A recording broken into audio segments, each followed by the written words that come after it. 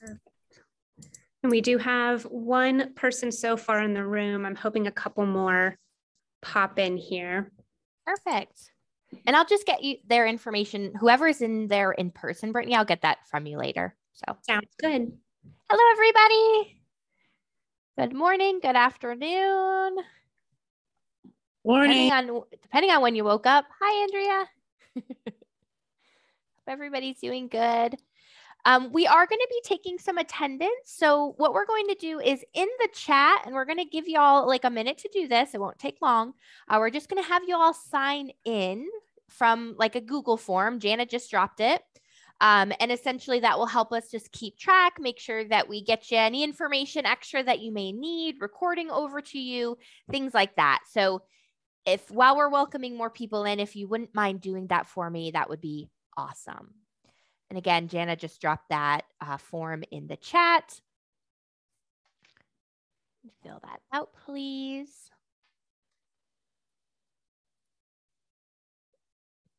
Awesome. Welcome to those that are just joining. Super excited for you to be here.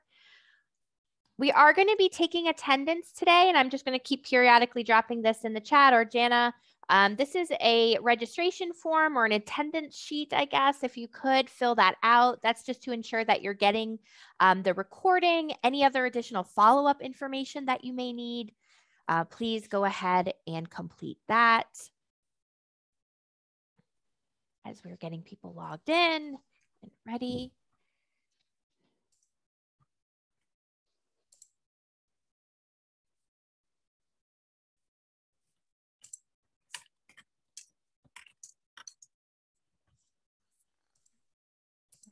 Go in here.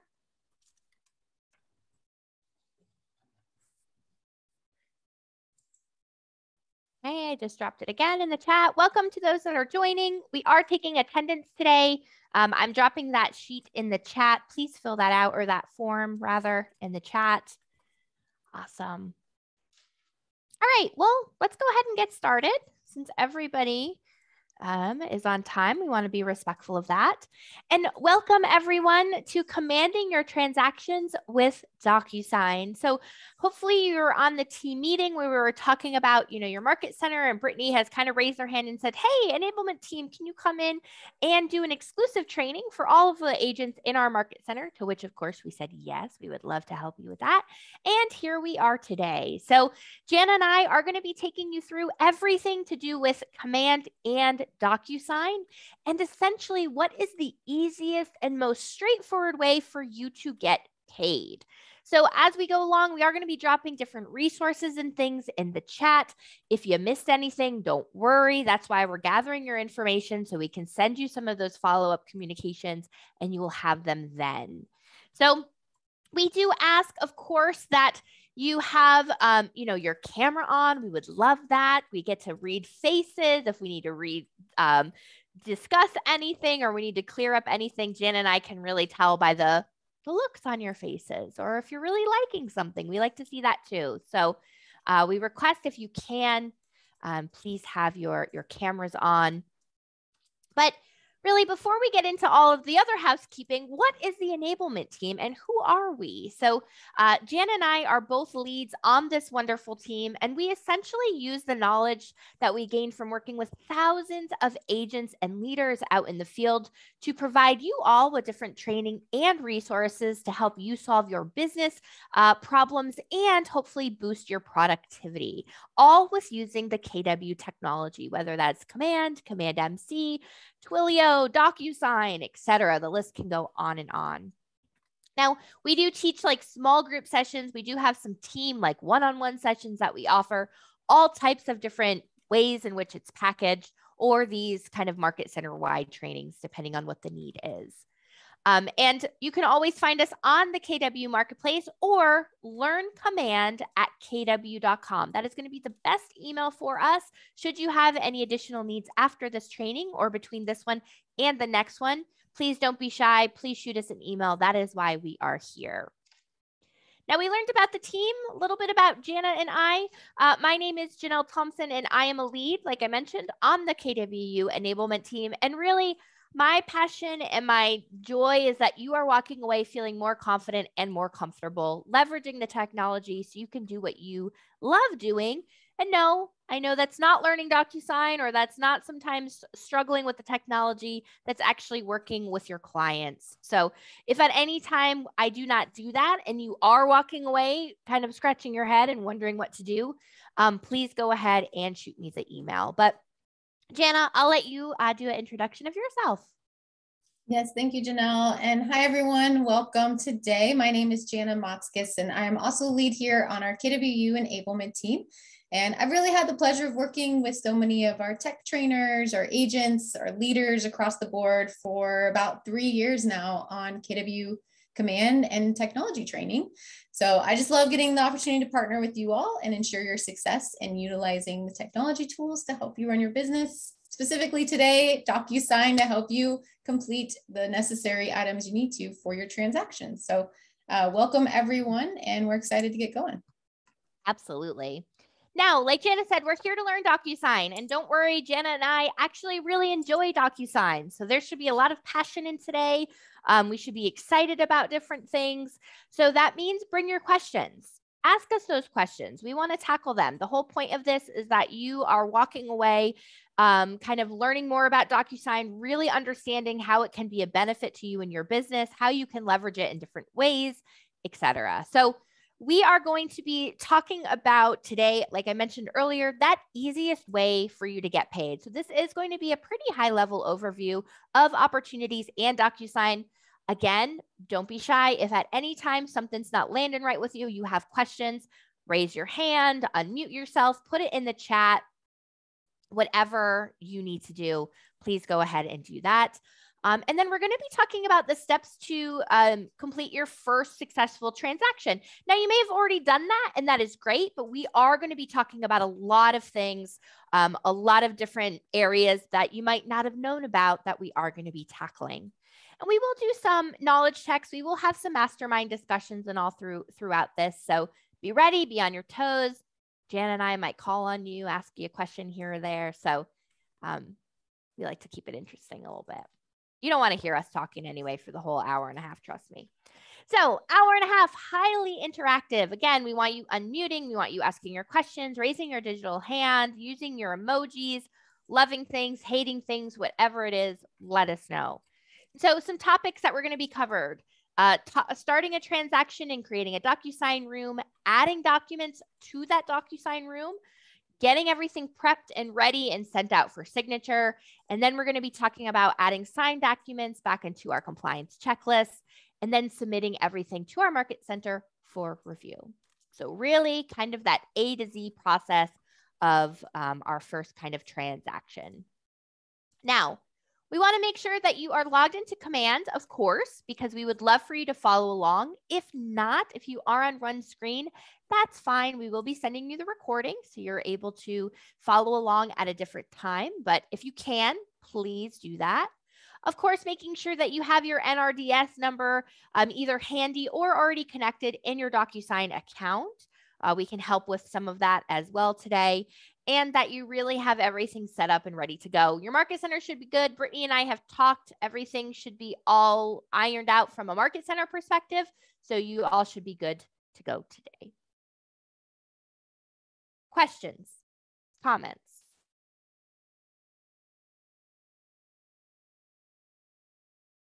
Okay, I think we're good.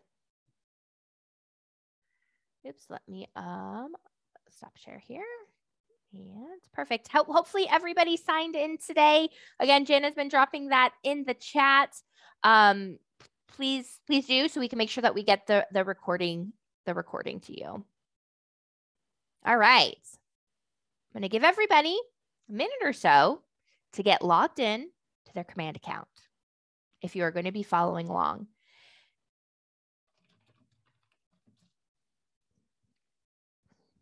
And so log in, agent.kw.com, and you're going to put in your credentials, and then you're going to navigate over into opportunities.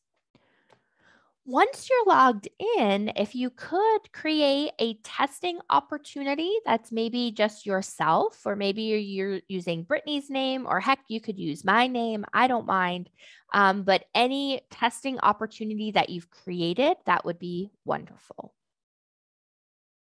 And I'll give you all a second or two to get that started and created.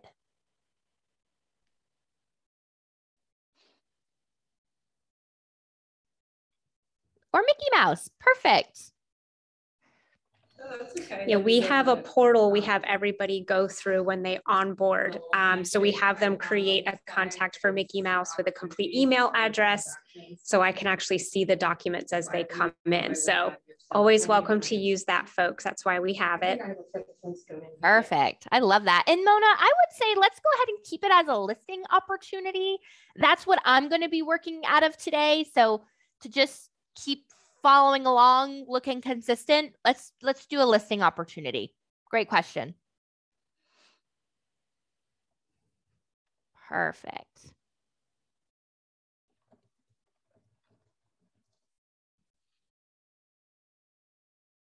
All right. Again, please don't forget, we're in that chat. Jana's going to be manning that while I'm going to be talking the next couple minutes or so.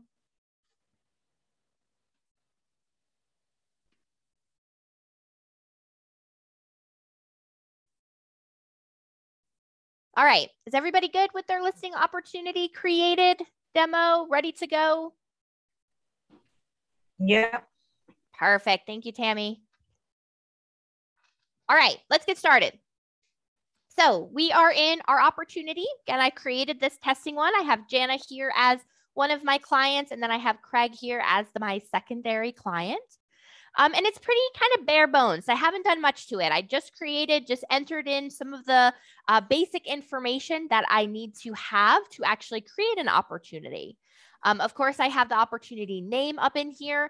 Again, I would make sure that if Brittany has some particular guidelines in which she'd like the opportunities named, please make sure you're following with that. Typically, some market centers have some ways that they like to do it, but I would say lean on them to ensure that you are following the protocol that they'd like you to do. Now, from here, one of the most important things that we like to start off with or talk about is the select from listings and why this is important.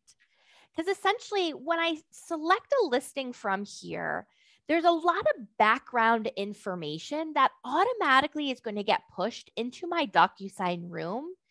Therefore, pre-filling and entering in some information for me into some of my forms that I don't need to worry about.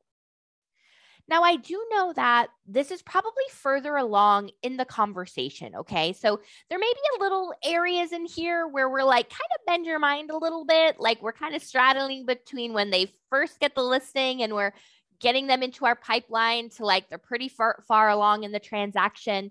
So just be a little bit mindful of that. Some of the things I might be talking about might be a little bit like, Janelle, there would have been a lot of time and a lot of things that happened between what you just mentioned and now what you're showing us, which we get. So just keep that in mind.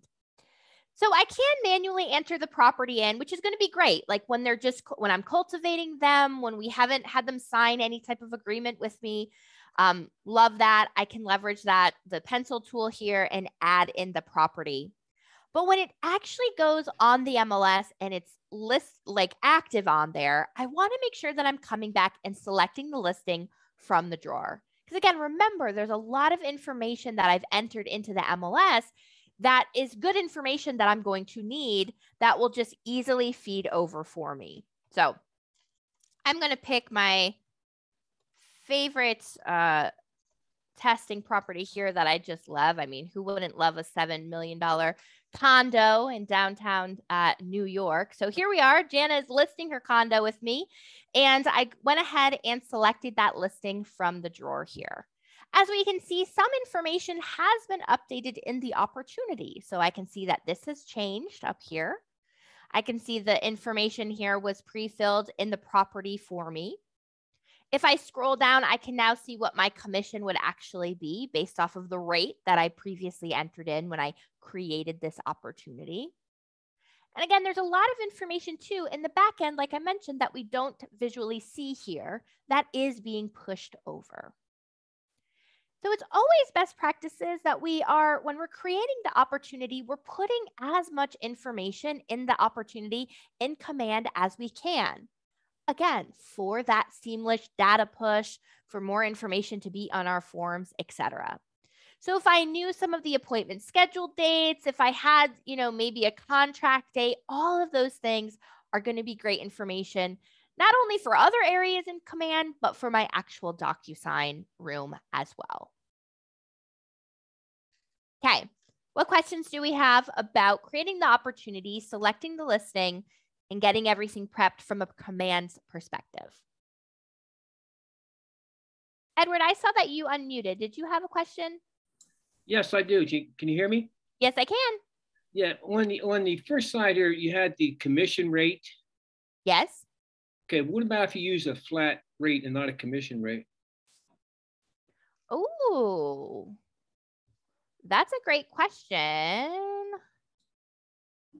I think the commission rates, let me see something. No, it's required. I'm not sure about that one, Edward, because it's required field for me to put in an actual percentage. Mm-hmm. Jana, do you have any insight on that one? How to get around that? Yeah, I know that's something that's been highly requested because the fact that a lot of people do have flat rates over the commission rate. So I know that's something that I believe it's probably already on ideas.kw.com. I would definitely check that out and vote that up. So it would be a matter of probably for the time being figuring out what that percentage would look like compared to your sales price. So it might have to just be a little math, unfortunately, at this time. But I can check with our team to see if we have any more information about that. Yeah, sometimes I list some things with the flat rate and doesn't. Yeah, great question though, Edward. Great question. Yeah, we can definitely relook into it. We can let the product team know, of course, that, hey, this is becoming more of a question and more of a need. So okay, absolutely. Thank you for that. Leah, I see that your hand is up. Go ahead. Thanks. So I noticed your phase and stage, and mine is just, I guess when I created it, it was different. Yeah. What's the next best way to move it if you have trouble moving it on the board, even when that, when the green dotted line turns, when that line around the new phase turns green? Yeah. Mine just doesn't always move. So I'm wondering what's the next best way to do that? Yeah. Wonderful question. So right here, Leah, there's this pencil icon. If I click on there, see this drop down? Oh, nice. That might be, that might be an easier way for you instead of having to finagle and fight with the drag and then the drop in and all of that. Totally. This is where I can move it along here. That's great. Great. Thank you. You're welcome. And just be mindful too, when you are creating that opportunity, all the way at the bottom, right before you hit like save or go or whatever that button is, you can move it or you can select where you want it to be in. So say it's not in Cultivate, it is a little bit further down the process, you can move it from the start there. Great questions, y'all. All right, any more questions about the screen that I'm on and the opportunity creation itself? If not, we're going to move over to documents.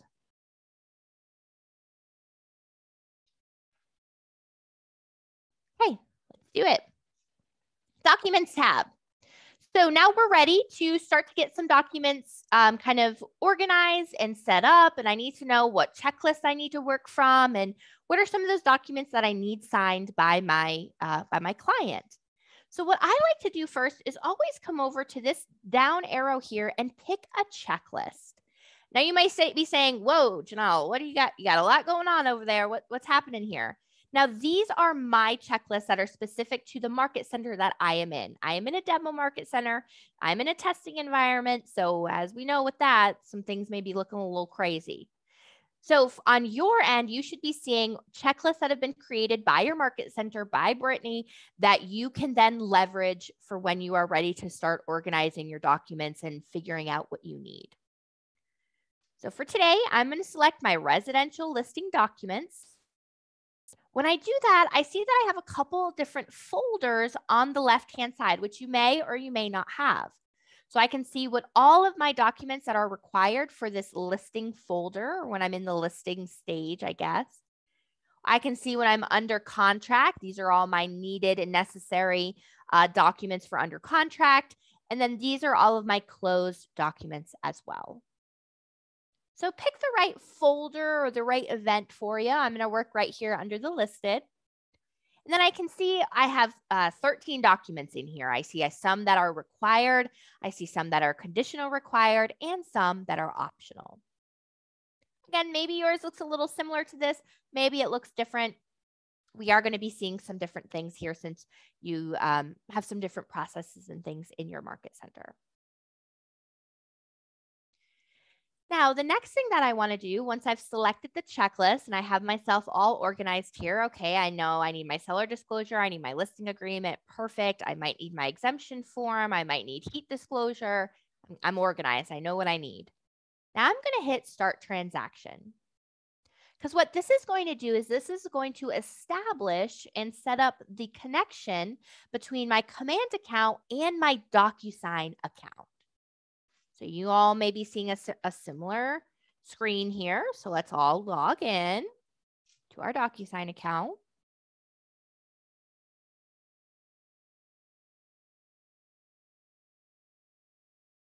And now it's going to bring me into the room. I'm going to click back onto command real quick because now this is going to look a little bit different. I don't have start transaction anymore. I have go to transaction, which if I clicked on this, it will bring me to the very same place that I was just in DocuSign. Anybody having trouble with getting into their DocuSign account or making that connection? Do you all see what I see?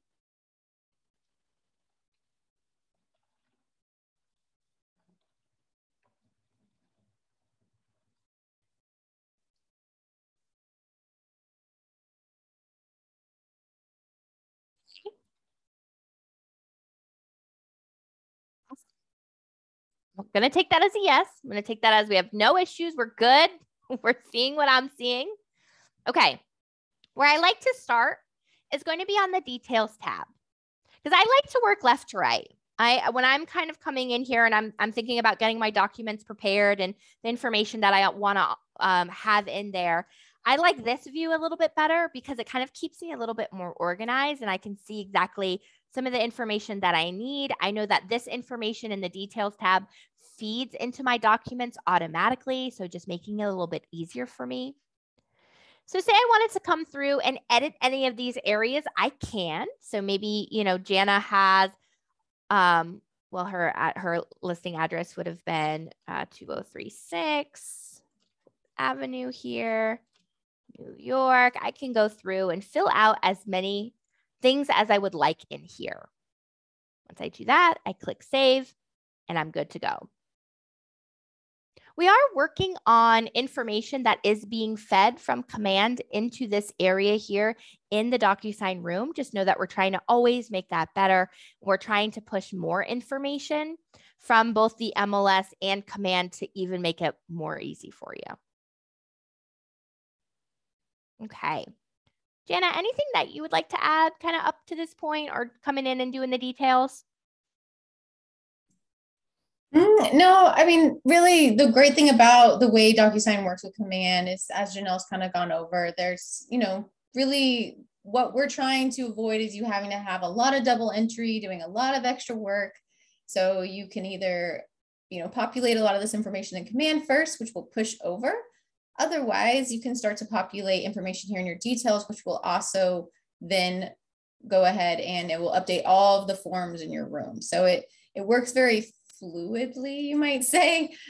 So having to avoid, you know, all that double entry or having to even enter in some of your MLS details because all of that has already pulled in here from command into the details tab. So. And if I can just chime in, I know a lot of times we get questions on the buy side because unfortunately we're writing lots of offers for the same client until they get accepted. And you please correct me if I'm wrong, but what I've been advising is, let's say Jane Doe has to write a new offer on a new house. I always suggest that they come in the detail side, edit everything there, and then it's going to edit on all your other forms. So you're not having to constantly fix the address. If you edit it in the details, it's going to edit it in all your forms for you going forward. So you don't have to start a new room for every buyer's offer. They have the same room, you're just editing details. Yes, Brittany. Yes, yes, yes. Absolutely. Love that. Best practices. Come into the details, make the changes. It's much easier to see it visually this way than in a form with a little tiny box that I'm trying to scroll and find on a 15-page document maybe. I can easily get in here, change it here, and it pushes over. Love that, Brittany. Absolutely. Yeah, let's not be creating a new room for every time we have something that falls through with the buyer. Please, we'll talk about that a little bit later today too. Make it easy for yourself. Just update the information. And if you have them that where they actually signed something on a previous property, that's cool. The signed document or the signed version will stay in the room if you need it at some point, historical reasons, bookkeeping, that kind of thing. But you can still move forward with the new offer and things like that. Tammy, go ahead. I see your hands up. I just had that question because I had a buyer back out and then we rewrote and got accepted on another property, but wasn't sure how to store both simultaneously. So I'm not sure how. Can you tell me how that looks when? Yeah, absolutely. Well, we're going to talk about that a little bit later today, Tammy, when we're talking about organization and folders and moving documents. So absolutely. We'll talk about that. You're welcome. All right. So we got the details all figured out, all situated. Everything's completed. We're looking good. Now we are to the point where we are ready to have some documents added into the room. So here, I'm actually going to turn it over to Brittany, and I'm going to guide her through as if she didn't know what she was doing and kind of talk about adding those forms in so we can actually see your forms and how they look. Oh, I think I got to let you share. Hold on. No worries. Perfect. Go ahead. Right.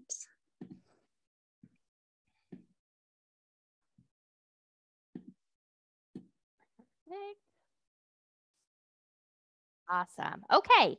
Now, as we can see, there are some forms that are already in Brittany's room, and that's awesome. So what that's telling me is that your Market Center has set up some mapped forms. So this is another kind of added bonus. This is another time saver for you. So Brittany has identified the most important documents that needed to be in your room that you need whenever you're doing a listing transaction. And so hopefully everybody's seeing that in the room and making it easier. But say we needed documents outside of these four for our particular opportunity. So go ahead, Brittany, click on the add button. Perfect. Now we click on the add button, we see a couple different options. We have computer, DocuSign forms, zip forms, other like Google Drive, etc. For today's purposes, we are going to click on DocuSign forms. But if you did have a form on your computer that, or like a PDF that you wanted to add into this room, you absolutely could, and you could easily add that in there. All right, now on the left-hand side, we're going to see two different kind of categories of forms. We see our groups, and then we see our libraries. So our groups are just going to be packets of forms that Brittany has created for us, really making it easy. As we can see, we have our buyer forms, we have our seller forms, COVID-19, really keeping us organized and knowing exactly what we need to select. Underneath that, we're going to have the libraries with the associations that we belong to. So we can see our car forms, we can see our PAR forms, and then we can also see our Market Center forms that we may need to add in there. Now, when we click on the libraries, it's just a laundry list of forms. Now, you can always search that way and you can always try to find your forms, but newer agents or, you know, this may be overwhelming, right? Because this is just a laundry list of things. Maybe some are not even applicable to what I'm actually doing in this particular transaction. So always best practice, leverage the forms from the groups. So Brittany, let's go ahead and select seller forms under the groups, because that's what we're working in. We see that we have one that's in use. We see a couple are already required. So let's go ahead, Brittany, just add in another form. Perfect. All right. So go ahead and click Add Selected. Wonderful. Now we have added that form into our room. What questions do we have about that? Or Brittany, anything you would like to add? No, I hope everybody has some coffee. Feel free, truly chime in, ask your questions. This is the best group to be with, to ask these questions with. So don't be shy. Yep, don't be shy. I see Leah's hand. Go ahead, Leah. I don't know if this question is for now or not. If you do have other forms that you want to add, and I saw that you can navigate and get them from your computer, is there a place in DocuSign for us to store those forms? That's a really good question. And it kind of opens up a little bit more of a can of worms in regards to, I would want to ask you more questions of like, well, what kind of forms are they? Do you want them to be interactive? Are they just flat forms? So, and that may be a conversation that you and I, Leah, can have at some point, but you could create some templates within DocuSign that you could always leverage in your room later. And creating that template would make it more of an editable form. So again, we're not talking about required documents necessarily from our association or from our market center. This is maybe a form that you have that you like people to sign. Maybe, get to know my sellers more or something like that. Exactly. So you could create that in a template and then leverage that through the DocuSign envelopes. And then you'd have a signed version or a completed version in your room. But that would be a little bit of an extra step that we could potentially talk about, or I'm sure Brittany could even help you with that as well. Okay, thanks. Yeah. So there's a way. It would just require a little bit of work. All right. So Brittany, why don't you go ahead and just go into either the standard agreement or one of your forms here that you have. That's fine. Now, when we click into this document here, hopefully what we see is some details that have already been fed in. Perfect. We see that from the details tab. Because again, remember, best practices, we went through that. We filled it out. Everything's looking good. We can see some information that's been pulled over. So we see the email here. We can see the broker company, etc. Now, Brittany could go in here and type in anything that she wanted to if she did want to make some edits into this actual form here. So Brittany, why don't you go ahead and type in some information here wherever you would like. Perfect. Now, as she's looking through this, do you see, Brittany, hover over one of those fields just so that yellow box pops up? Perfect. So do you see where she's hovering over this field here and it says optional date, listing expiration date on there? What this is telling me is that it's a labeled field essentially, and anywhere in any of Brittany's forms in her room that has this optional date, listing expiration date on it, the information will automatically be fed into that area. So this is saving you that time. This is not now I've put it in here. I need to click into my next document. I need to put that same information in that same area. This is telling me it's a mapped field. It's automatically going to get pushed over for me. Perfect. And again, Brittany can go through here and fill this out however she sees fits. Now, if you're ever seeing anything weird on your forms that's requiring you to do more work or that's not clickable or not editable, please let Brittany know. She can easily take that up with DocuSign, take that up with the association, make sure it's mapped correctly, make sure it's the correct field, etc. This should be making your lives easier, not harder. So if you have any struggles with that, please bring that up to her. She can definitely get that sorted out for you. All right. Oh, hold on. We have a question in the room. Sure. If I have, I don't know, say my listing agreement and my contract, like sales agreement, both in here, and I add a municipality on my listing agreement, that's going to auto-populate onto my contract, assuming there's no signatures already. Yes. So she would, yep, you heard. Okay, good. Yep, absolutely. So all of that will feed right into each other. That's the beauty with having all of the forms in here, having the information in those fields. It's just a seamless communication between all of my forms, my details, etc. So You're absolutely right. If I put it in one form here and that same field is in my listing agreement or some other form that I have in my room, it will feed in there for me seamlessly. Something that .loop does not do. Oh, okay. Win. I love that. You're like singing music to my ears with that. Yeah. Love that. So yeah, it feeds into it.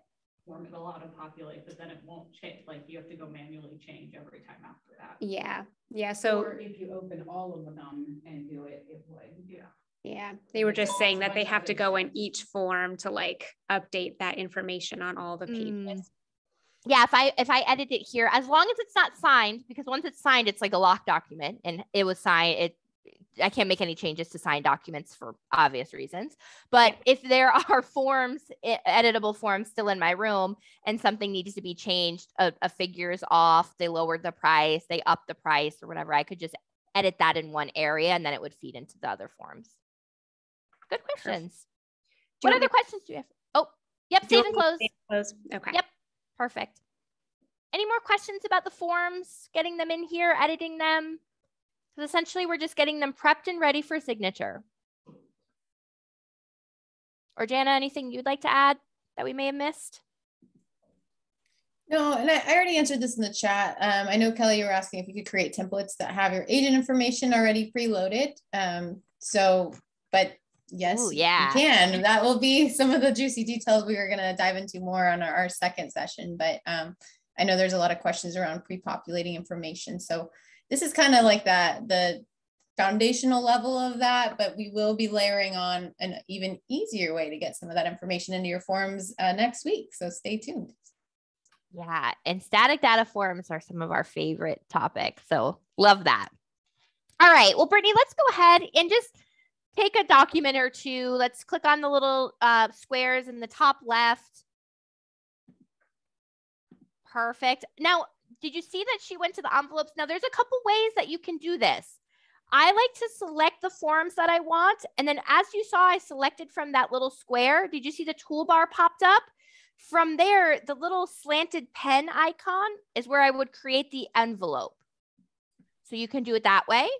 Or you can do like where Brittany was going, where she actually clicked on the envelope tab and created it from there, whichever you prefer. Couple ways to get what you need done here. All right, so now we're in the envelope. So we've gotten the documents all prepped. They're ready to go. We are now ready to send off for signature. First thing that we want to do is, of course, update the envelope name. And this is going to be saving you headache further down the line. And this is internal for you to know what is in this envelope. So you can be as detailed as possible as here. Maybe you're putting the last name and you're putting maybe what the documents are in this envelope. I mean, do what you'd like with this, but please, I encourage you to not have just envelope name, because should you ever need to access this envelope later, you'll be like, darn, I got to click into all of them because I don't remember what it was. So just saving you some time there. Next up, we had the documents that are in the envelope. What I love about this, Brittany, can you click on the PAR listing agreement? And then move it frontwards. You can kind of just click and drag. Perfect. I love that I have the ability to rearrange the documents here in the envelope. So say I want there to be a cover sheet first, or this document is what I need them to see first before they sign X document. I have the ability to move around in there. I can always add to this. Maybe I forgot something. Oh, I need my other agreement that I forgot, a COVID-19 something, wire fraud disclosure. I can add from here as well, any last minute documents. I have the ability to use a template. With that, we're getting in a little bit more high level kind of additional functionality and things, but that kind of goes to what I was speaking to with Leah earlier about that I could create a template from there if I wanted to, but I can upload from my computer if I need to, etc. Perfect. All right. Next, we have add recipients to the envelope. I request that if there's anything that you remember from today, it is this next area that we are talking about, because it will make it'll make your life a lot easier. It will save you in a lot of places. So if anything, open your ears for this next couple of 5 minutes or so, and then you can go back and doing what you're doing. But let's talk about adding recipients to the envelope. I'm actually really quick. I want to add a seller's disclosure if I can find one. Oh, I didn't add it to my room. We'll do it later. That's my favorite one, to show them that it auto-populates all the signature fields in the chat. Do we not have any? Do we not have any of these right here? I didn't add it into. Okay, let's go back and add it then. All right, so I'm going to save and close. Perfect.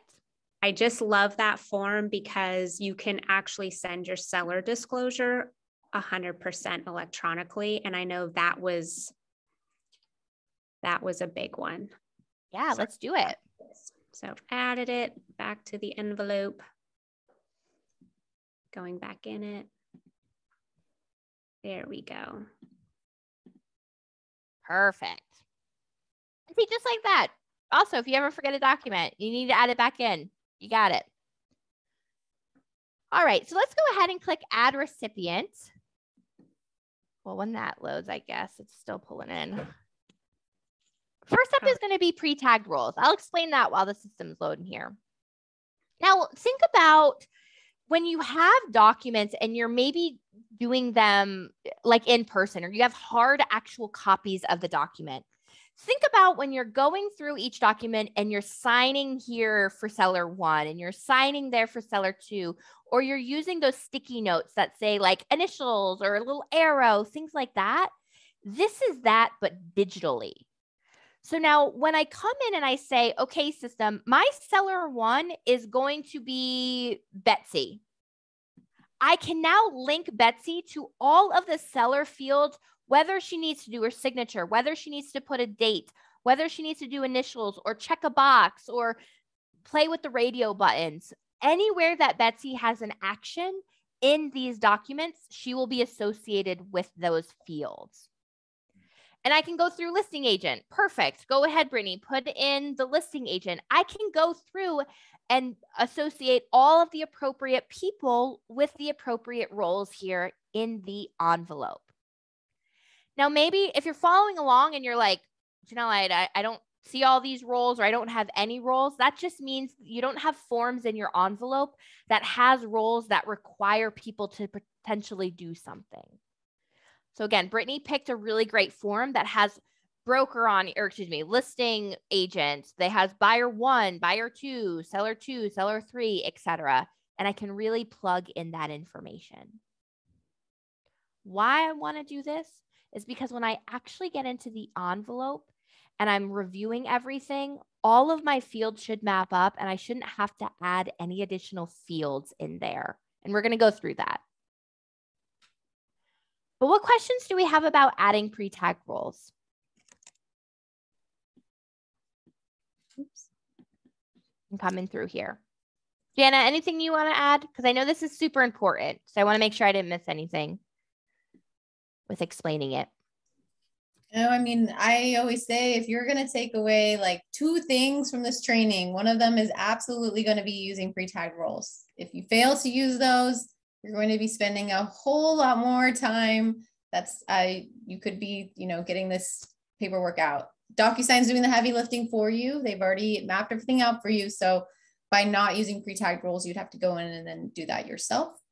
So just, can't emphasize that enough. If you are finding that you're getting into the second step that we're about to go through and you're having to map a lot of fields yourself, it could be that you likely did not select the pre-tagged roles. So I'd always go back and check that and make sure that you're doing that. So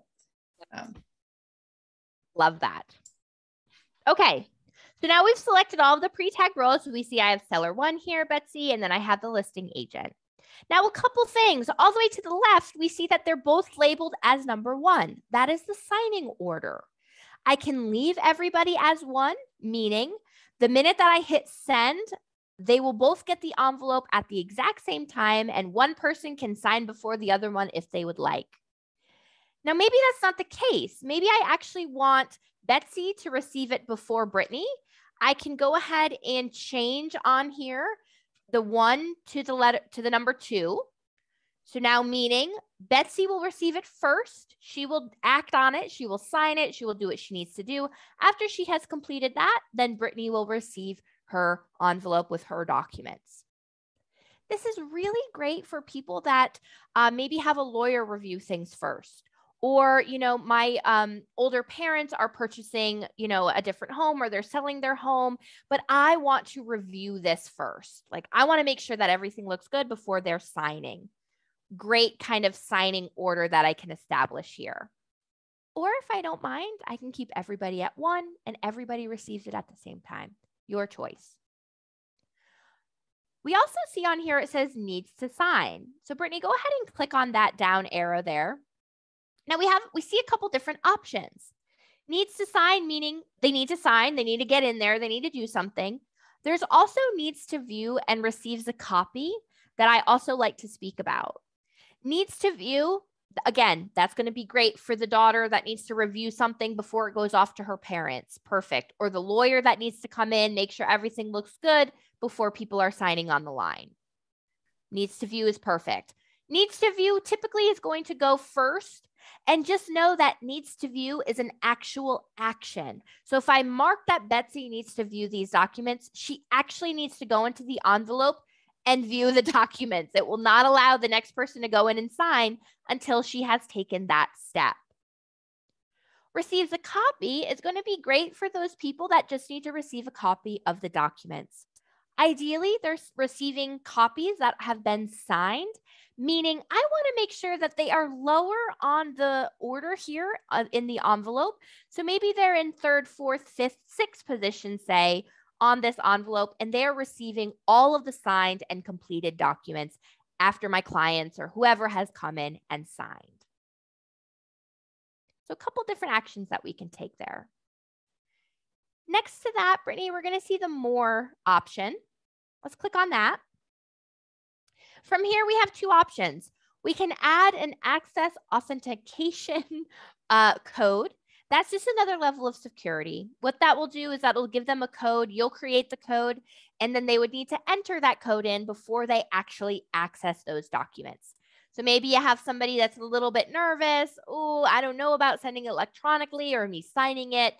Adding that another layer of kind of code there may help them or ease some of their fears there. I also have the ability to add a private message. So again, maybe I want to communicate specifically to just one person on this envelope, like, hey, Edward, here's just a copy of all the signed documents. Have a great day. I could easily add that private message to that particular recipient, and they would get that. Okay. Questions do we have about pre-tag role, signing order, different actions, more options, etc.? Go ahead, Edward. Yeah, on this listing you have here, you have seller 1, listing agent 2, and you talked about saying that you want an attorney. Yeah. Would that be there, add recipient?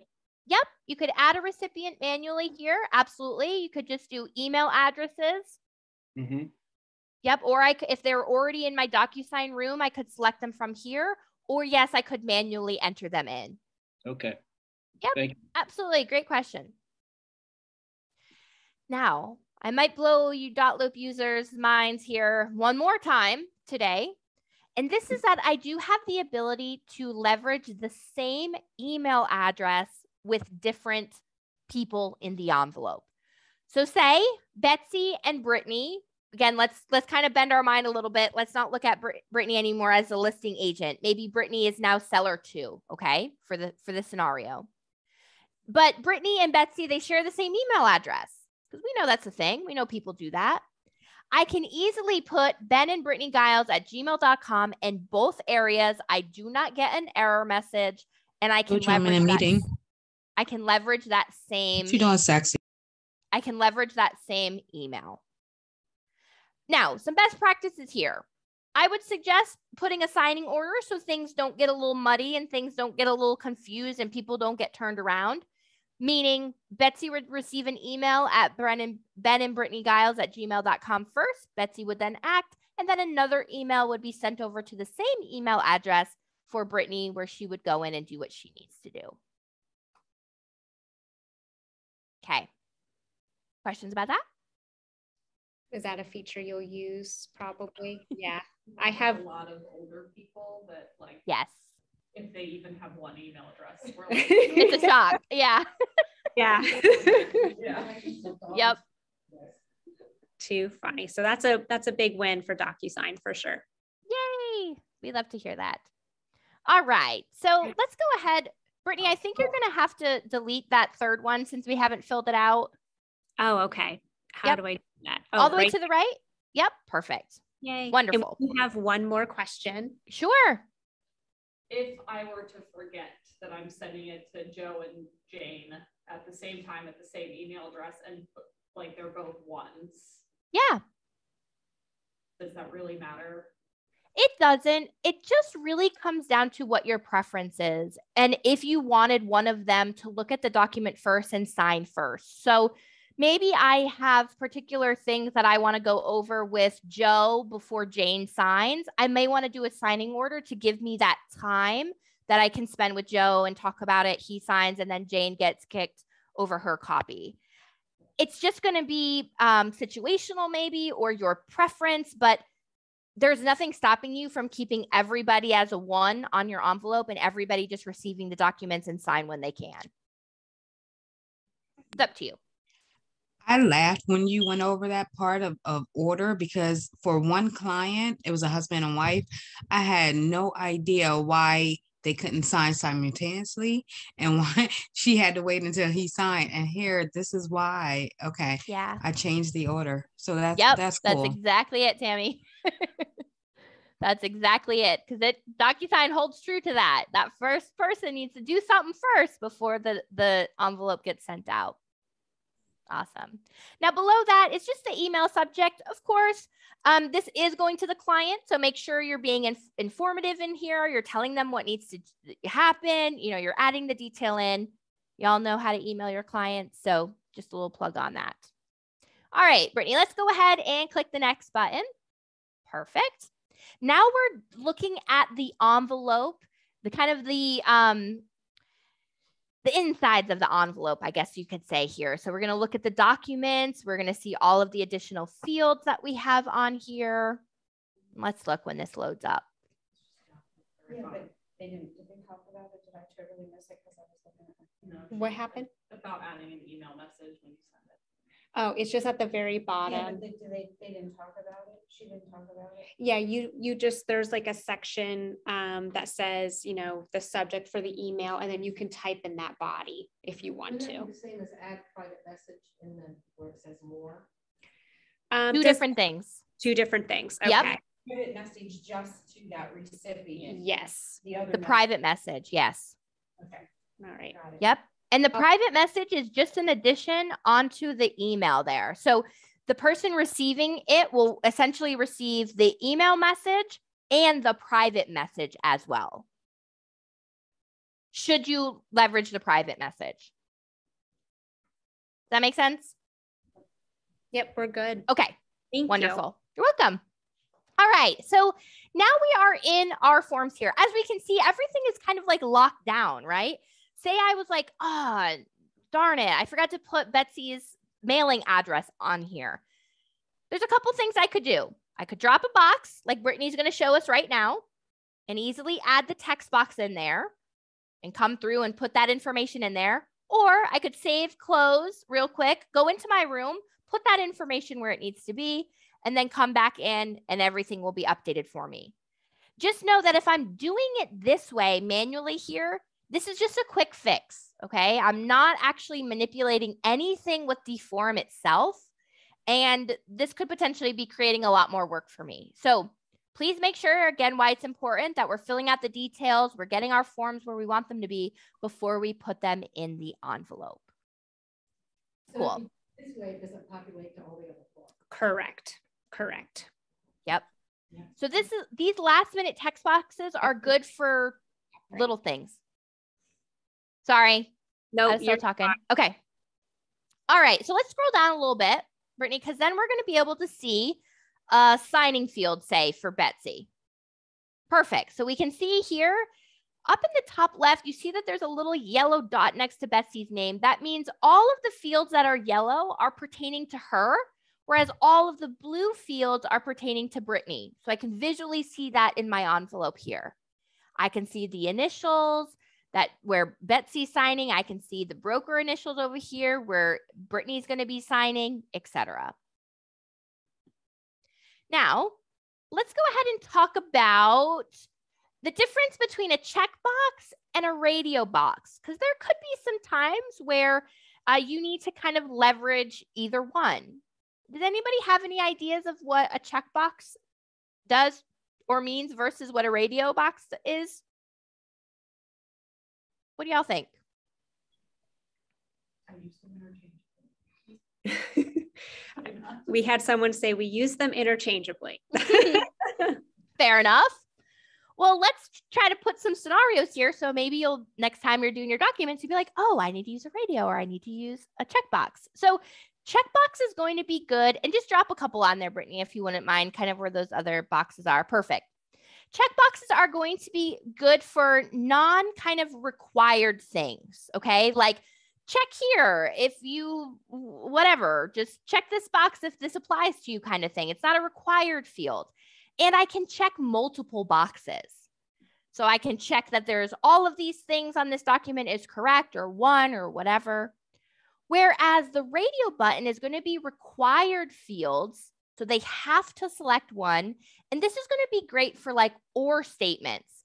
It's either in the home or it's not in the home. It's either applicable or it's not applicable. So think or statements, radio buttons, check boxes, and statements. Radios are required. Check boxes are not required. Okay. So in this instance, you would want to use a radio because it's either it's in the MLS or they're not going to use an MLS. Correct. Can't be both. Yep, exactly. In that instance, you want it to be a radio so they can only select one. Great example there. You can Perfect. have the required field on the radio box. Oh, let me look. So if you put it there and then when you click on radio and then you add it to the box, there should be a thing, see over there on the right-hand side, you can uncheck the required and it does not end up. Oh, okay. So it looks like you can uncheck the required field if you need. You can, and I can make check boxes required, but the we don't radio want to automatically does it. Yes, it automatically will come in as required, and the check boxes automatically come in as not required. So, okay. But yes, you can manipulate. 90% of these fields here, I can create as read only. I can create as collaborative. I mean, there's a lot of things that I can do with these different fields here that can help me and leverage here within the envelope. So, okay. All right, let's go ahead and click on the slanted pencil icon all the way to the left-hand side over by my standard fields. In here, the one that I like to show is the line tool. This is going to be great for strike through kind of functionality. So maybe this is not applicable. I can do that. Click on the thickness, Brittany, all the way to the right that popped up. All the way to the right. Yep. Oh. And increase that thickness. This is going to block out everything. So if I don't want the client to even know what was behind that, I can block that out. That is, I just learned that today. That was so cool. Love that. I can change the color as well. So maybe I don't want it red. I want it black or I want it blue or green, whatever. I can do that. Perfect. Very cool. There's nothing here. I didn't know that either. Yep. And then everybody would see, yes, everybody would see the strike through in the envelope here. Okay. So in addition to that, Brittany, if you pull another line down, yep, click on that. Perfect. And bring that line up instead of straight across. Yeah, see, I can move that. So instead of maybe just I'm blocking out, I can actually do like an X. If I wanted to just say like, hey, not applicable this whole section, instead of like going line by line, I can do that. I can move those lines around as well. Very cool. Yep, increase the thickness if I wanted, change that color, etc. Perfect. And then, okay, so you can just click on the other ones if you need to go back and. Yeah. change them. Very cool. Yep. You'll notice that white is actually an option. So you can, if there was something that you almost even needed to white out in a sense, that could work for that case scenario as well. If you wanted to like white it out and then put a text box to type over it, maybe you needed to say something different. If you change the thickness there, it just kind of erases it in a way. So just another kind of use case you could use there. Huh. That's really cool, actually. Like on a counter offer or something. Well, maybe not on a counter offer. You wouldn't want to do that, but you put the wrong price in and you just want to fix it quick in the envelope. Yeah, or your date of acceptance. Like yes, slept on it, and now you got to change it the next day. Yes, date of that's always that's a culprit all the time. Yeah. Yeah, of course, you always want to be careful if you are marking anything out that you're staying in compliance. So always something to be aware of. But if it's something like a date or something like that, that's easy, then that can be a quick trick just to get it done. Absolutely. All right. Any more questions about coming in here and figuring out the envelope, getting it prepped, ready, signatures in the right spots, etc.? Then everyone, this is your electronic seller disclosure that they can truly check boxes. They can type the info they need in the seller disclosure. So it can be 100% electronic. You don't have to mail it to them. And where like radio buttons. Radio buttons would be because you have to hit yes or no. You can't just skip the question. Yeah. If you have a radio button on both, which are both required, then how do you do that? Because it's not going to resend the document if it's not all complete. What do you mean? Okay, so you have yes like and you no. group them together. Yeah. So how does the radio buttons know, or are these all check boxes? Can you tell by looking at it? Those are grouped. See right there? See that plus sign in between the two and that dotted blue line around it? That means that's that or statement for those two. But okay. The problem is this, though, is those aren't required. See how it's actually white instead of. Okay. So say we come across something like this, right? Where there's an actual error with the way things were mapped on the form. Instead of the top one being required and the bottom one's not being required, we want all of them to be required. All you have to do, Brittany, is reach out to DocuSign and request that change, and they can make that.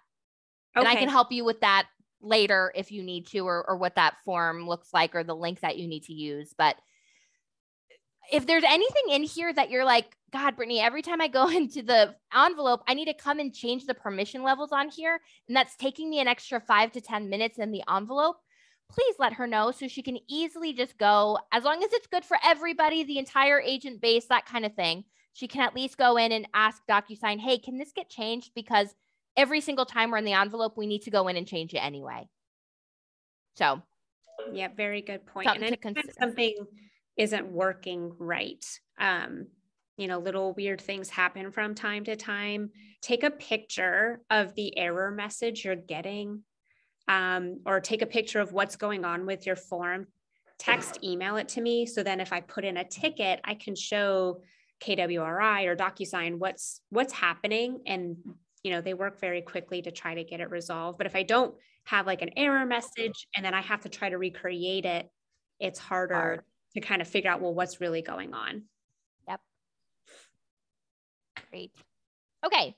Let's quickly, Brittany, before we hit send, on recipient preview, I always like to just do one last check of everything to make sure fields are right, forms are right, people can see the right things, especially if you start getting in and manipulating some things and changing what's required, or whether it's collaborative, or yes, I want Brittany to see this, but no, I don't want the next person to see this. This is a great area for you to come and see exactly what they will be seeing when they receive the envelope. So as we can see, we can scroll through. Perfect. Brittany's, Betsy's initials are where they need to be, etc. All the forms, I can go ahead and look at that. Oh, and we just saw those X's that we put in a little bit ago. So perfect. Again, just another kind of check before we go in and send something off. And then we now need to void or cancel the envelope and go down all of that. Perfect. Very cool. I did not know this was an option either. Yep. I love the recipient preview. Just that last final check before we send it off. Yep. Perfect. All right. So now let's say we're good. Let's click send. Now we're going to send that. Now, hopefully, if y'all were following along, you sent the envelope over to yourself. We will take like just a couple minutes for people to kind of complete those envelopes so you can actually see some signed documents back in your DocuSign room. So, and then we'll kind of pick up from there in terms of telling the story, the workflow, etc. So, Brittany, I am going to take back control. Perfect. And I'm going to give everybody like 2-3 minutes to just look over their documents, hopefully get it sent over to yourself and do some signatures. While that's happening, I'm going to do the same thing with Jana quickly. So then y'all will be able to see that in my envelope. If you have any questions, now's the time to ask as well. What's that? I have so many questions. I don't even know where to start. Oh no. I recommend practice makes perfect. You know, you do it a couple times with some test contacts. Once you get used to the workflow and you do it a couple times, it starts to become second nature. You know, I did email you a copy of the workflow that they had put in the chat here. So then you'll have a step-by-step guide to remind you, you know, how to get from point A to point B. Thank you. You're welcome. Never felt like as much of a boomer as I should. Oh, Lord. I mean, Sheila. If Sheila can figure it out, you can figure it out. And we are recording this, and we'll make sure you all get that so that if you need to, you can go back and watch it, pause it, like as you're going through it. That way you have something to follow along with as well. And of course, I know Brittany's there to answer your questions, but we're also here to help. You can always reach out to us if you're, you know, we don't want anyone to get stuck, especially during this process, because we know time is sensitive. So by all means, lean on us as much as you need to. Yes. All right, Jen, I just sent it to you. You should be getting it. Oh, I'm signing here. Perfect.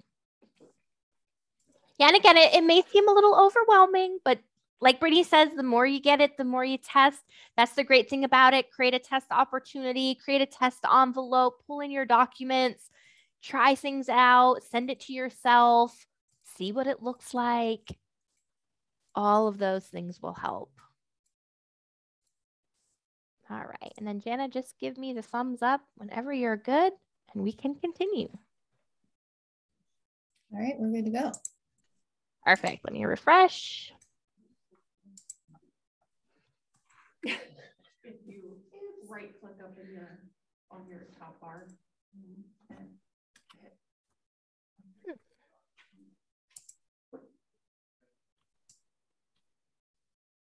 Again.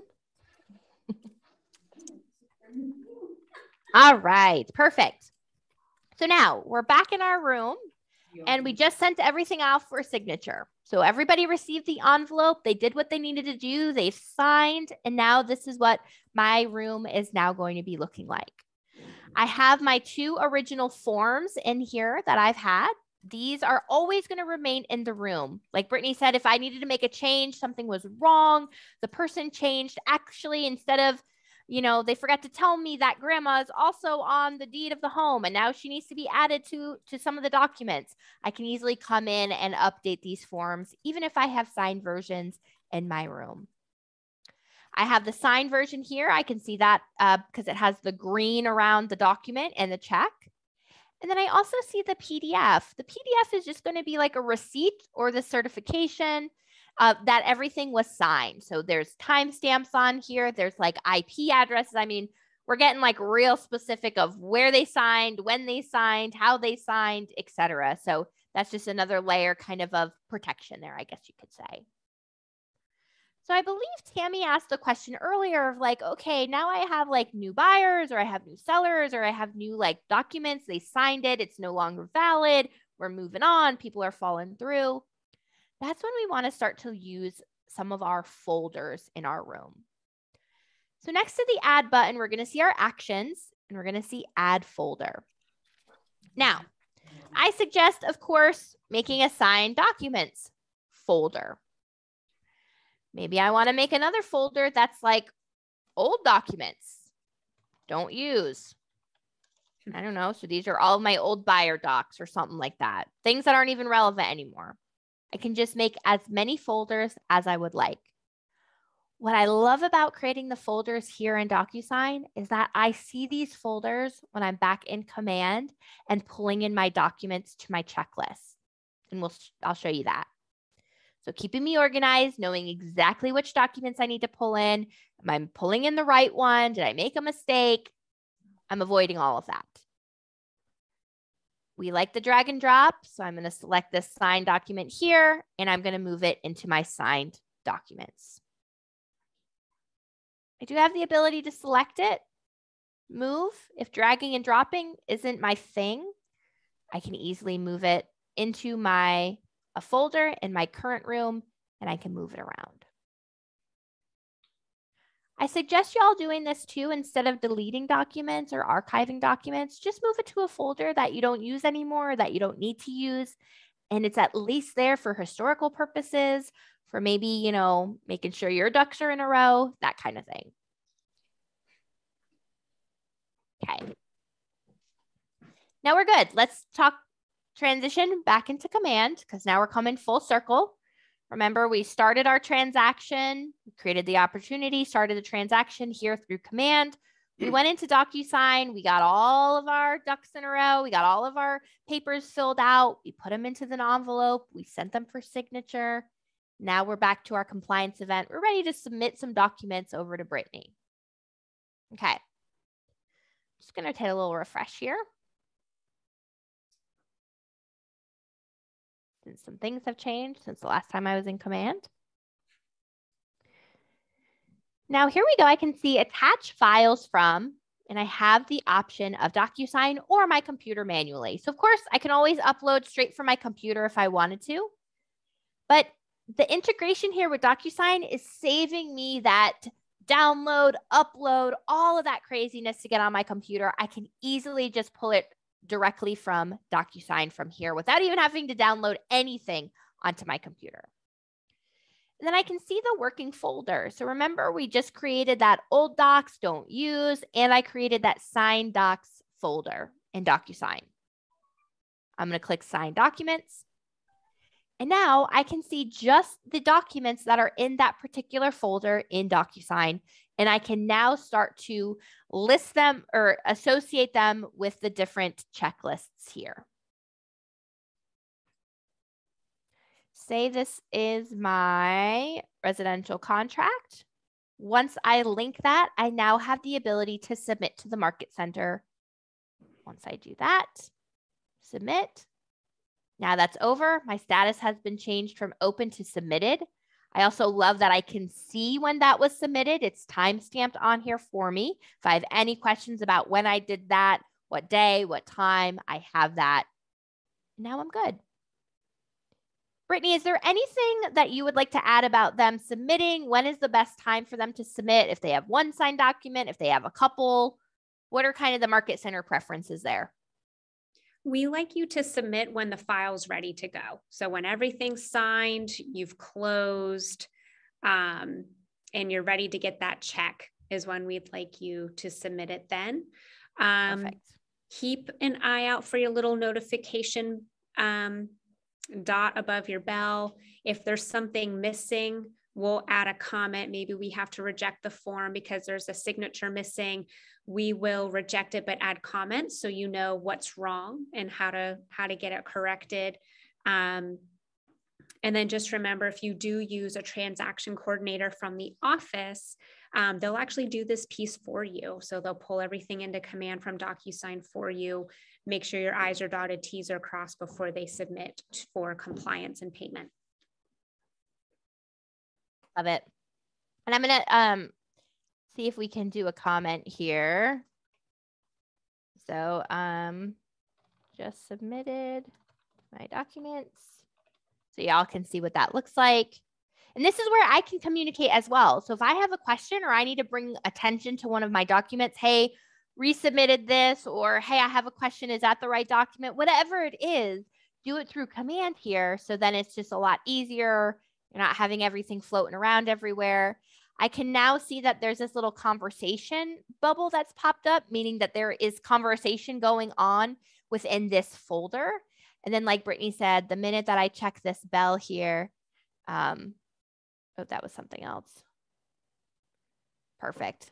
And then hopefully Janet can get in and do that real quick and we can see what that looks like. Perfect. And a great example of that would be maybe it's a new build, so you don't have a seller disclosure. You can just write a comment there. We have had issues with some lenders not providing mortgage commitment letters. So you can put a comment in there like, hey, this is the email I got from the lender. They're just refusing to give the commitment letter. Things that are outside of your control, we know they happen. But if you put a comment there, it just saves time from the back and forth phone calls or emails, and it gets you paid faster, which we all love. That. And we're going to be showing you for our next session, we're going to show you how you can turn some of that email communication into a document that you can put in your DocuSign room and essentially send that over to Brittany via this way so she could see some of that too. So really cool, emailing into your DocuSign room, turning your email communication into a PDF that's in the room with the documents to kind of say, hey, you said this, I'm keeping this document for later just in case, because as we know, that never happens. So all right, let's refresh here. And hopefully I have a little bell notification. Let's look. Oh, perfect. Let's see here. I know she wrote back. I can also see next to my communication here that there's a red dot. I click on that and I see I have a new message. Jana, she @mentioned me, reviewing now. Please be sure to @mention. That's what's going to get you that bell notification. That's what's going to get you notified as well. Also, I have a command notification on my phone as well that Jana has sent me a message and she is reviewing something for me. So talking about connectedness and all of that, power in my hand, I know what's going on. I got that notification as well. Okay, one more area that I want to show is right here where it says listed and there's that down arrow. This is going to further that conversation earlier about creating a new buyer opportunity every time things fall through. Again, Brittany and I and Jana, please don't do that. Please, please, please. We want to save you the time. You want to have all that historical information. And this is a way that you can have a new, fresh version of the checklist every single time. So say I came through and I started to submit some of these documents. As we know, things then fall through, things change, things happen. Well, now I'm kind of stuck, right? Because I've already started the submitting process. I can easily create a new version of this compliance checklist. When I do that, I am now starting over fresh. I still have that historical one in here with the original documents that I sent over, but now I have my version 2. So maybe if I'm working with a buyer, my second version is the new address that they're trying to buy. And then that one falls through. I do version 3 with the next address of, that they're trying to purchase. I can be strategic with those different versions of my checklist or my compliance documents that are needed. And it's still keeping me to the same DocuSign room. I'm not having to create a new room. If I hit go to transaction, it brings me right back to where we're all comfortable and where we know, but I at least have fresh checklists here that I can come in now and find the documents. Ooh, Mona, that's a fantastic time saver. I love that. It is, yeah. And all of the information still stays because it's still relevant. You still have the same buyer. You still have some of the same information. You want to keep that all together. Just create a new version. And then organize yourself in your DocuSign room with different folders. It'll help you out. Okay. What questions do we have about this? Submitting documents, versions, pulling them in, adding a comment, etc.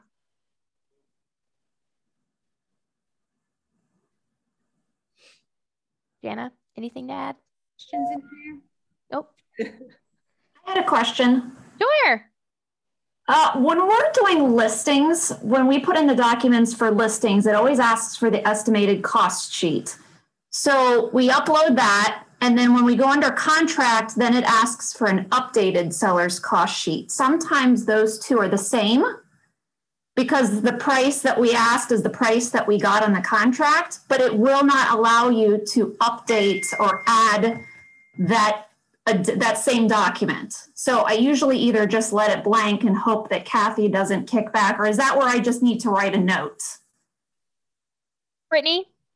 I would write a note, but I will chat with Nate and Kathy to see if we can just have it to where it's optional in the under contract stage for when it's different, and then only have it required in the listed stage. So I will work on getting that corrected for you. Okay, thank you. You're welcome. That's a great point. Yeah, and I love that. That's where the add comment would definitely come in handy. Great question, Kelly. All right, anything else? Now's your time. Yes, this is the time to get out all those DocuSign questions. I have a question. Edward, go ahead. You said today's session is going to be recorded, that we can go back and review it. This exact session? Yes. Okay, very good. Thank you. You're welcome. I need it. Yeah, no, hey, you're starting, you're in the right place, you're learning, you're diving in. It's great, y'all. What you're doing today is not anything to be, you know, is a feat. So go ahead, Jana. I was just going to say, and we're going to be seeing you all again, same time, same place next week. So if there's something that's not absolutely pressing that comes up over the next week, if you have a question about it, you know, definitely bring it to our next session so we can dive in a little further, as we will be exploring some of the other features and that DocuSign has to offer for you all. So. And they're big time savers. Yes.